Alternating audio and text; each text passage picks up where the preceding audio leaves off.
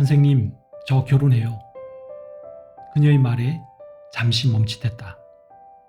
서울대 안병원 종양내과 전문의 김범석 교수가 만난 말기암 환자 사연입니다.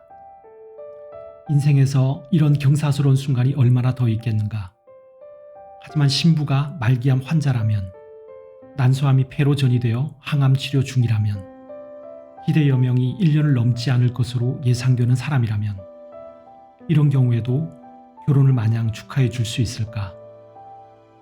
혹시 본인 몸 상태에 대해서 신랑 쪽도 다 알고 있나요? 네, 물론이죠. 제가 암 환자이고 항암 치료하는 것도 다 알아요.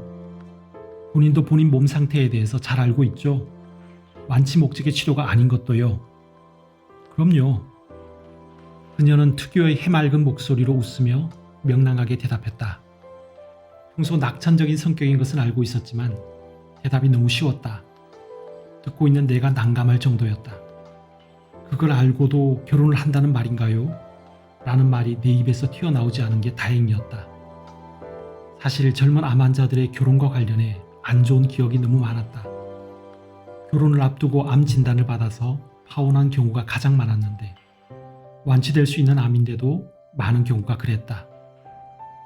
신랑 될 사람이 결혼식 2주 전에 암 수술을 받고 그 사실을 숨긴 채 결혼을 강행했다가 신부 측 아버지에게 폭행당한 경우도 있었고, 남자가 항암 치료하고 있는 것을 안 신부 측 아버지가 병동에서 난리친 경우도 있었다.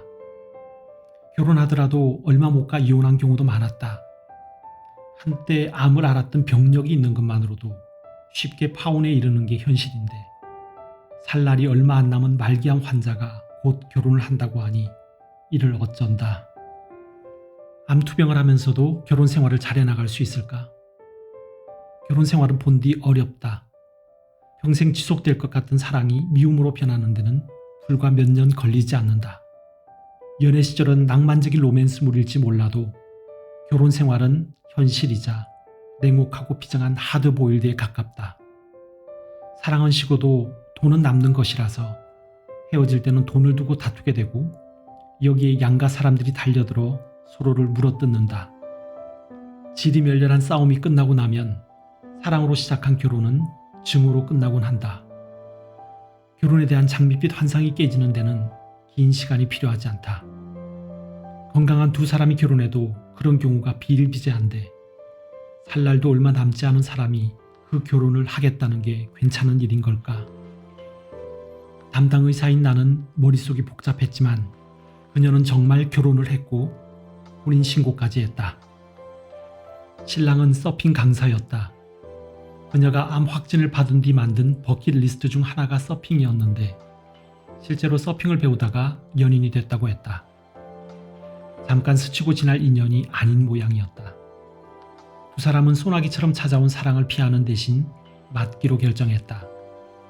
바다를 좋아하고 서핑을 좋아하던 그녀의 소원대로 신혼집은 강릉 근처에 꾸렸다고 들었다. 결혼한 뒤로 그녀는 어머니 대신 남편과 함께 외래를 왔고, 나는 그때 그 남편을 처음 보았다. 남편은 든든해 보였다. 그녀가 왜 결혼하고 싶어 했는지 조금은 알 것도 같았다. 바닷가에서 행복한 신혼을 보내고 있는 듯했다. 그러나 그 행복은 오래가지 못했다. 남편이 그녀를 정성껏 보살폈지만 치료 결과는 좋지 않았고 하루하루 그녀의 컨디션은 나빠졌다. 더 이상 병원에 올 기력조차 없어져서 결국 강릉의 한 호스피스 병원으로 가게 되었다. 두 사람의 이야기는 끝내 오래오래 행복하게 살았습니다로 끝나지 못했다.